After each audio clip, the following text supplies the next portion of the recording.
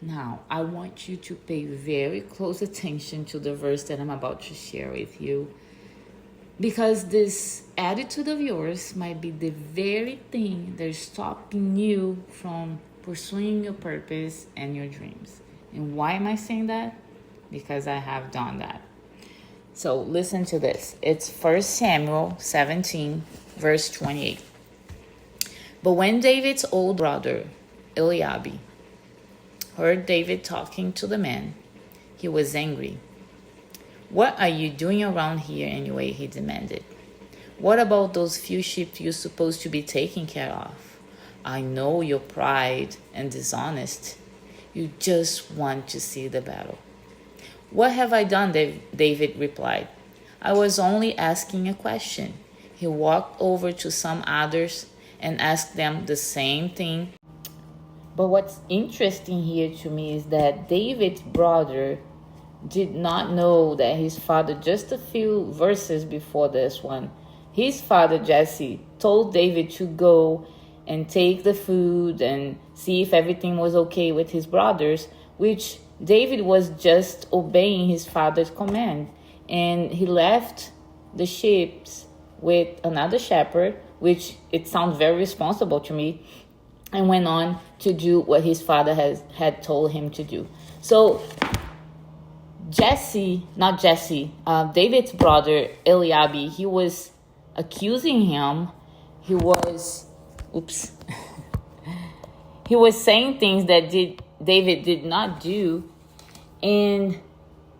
But the thing is, how are we gonna react to those people when they say things that we're not? So here's the thing. If David stayed there and tried to explain to his brother Eliab that all he was doing there was obeying his father and he left the sheep with another shepherd and all that, if he wasted his time trying to prove how honest he is and he was not the person that his brother was calling him to be, he would miss out on the big thing. It sounds like David had a big vision and his brother did not. David knew that he could do more at this point, and he did. So if he wasted his time trying to prove something to his brother, he would not be in the Bible. He just wouldn't have accomplished so much like the Bible mentioned. I mean, come on. Do you want to stay stuck or accomplish a lot of things in life? It's a decision. So David's mind was in a big level of life. He wanted to accomplish something big, and he did. And the only reason he did that is because he walked away from what his brother was saying about him. So people will judge.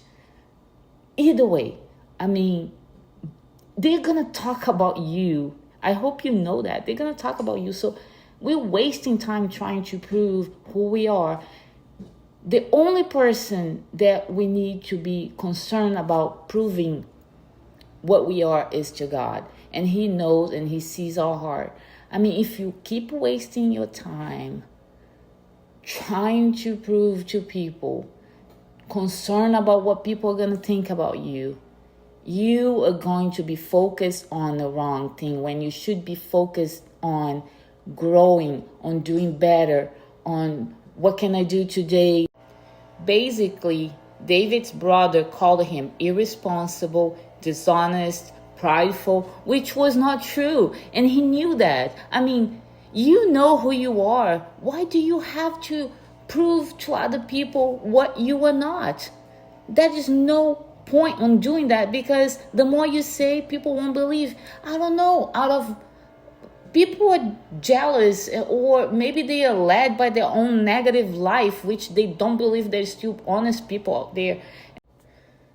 Some people just have a mindset where they see others and they just think the worst possible thoughts about everyone, and that's really bad. Now, It's up to you whether you're going to accept what people think about you or not.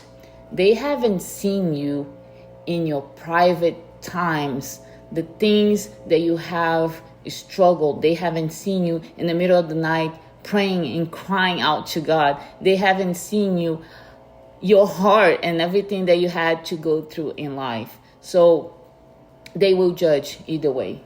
And it's up to us whether we're going to focus on that or we're going to keep focus on our purpose. Because if you do focus on your purpose, you have a lot more to gain. And just moving forward and doing what you have to do, and don't worry about what people say. And one of the things that I'm most impressed about David's life is that he knew who he was. He knew where his identity was rooted. When we know who we are in Christ and who he created us to become, we are firm in a foundation where we are going to do the things, we're going to decide the right things and the things that are led by what God think of us and not what people think of us. And so we're going to do better. We're going to advance faster. But if we do not know who we are, we're going to accept any comments, any thoughts, or any negative circumstance that comes in our way. So I want to ask you a question actually. Do you know who you are in Christ? And I really hope this message spoke to you, because you have so much to accomplish in this life.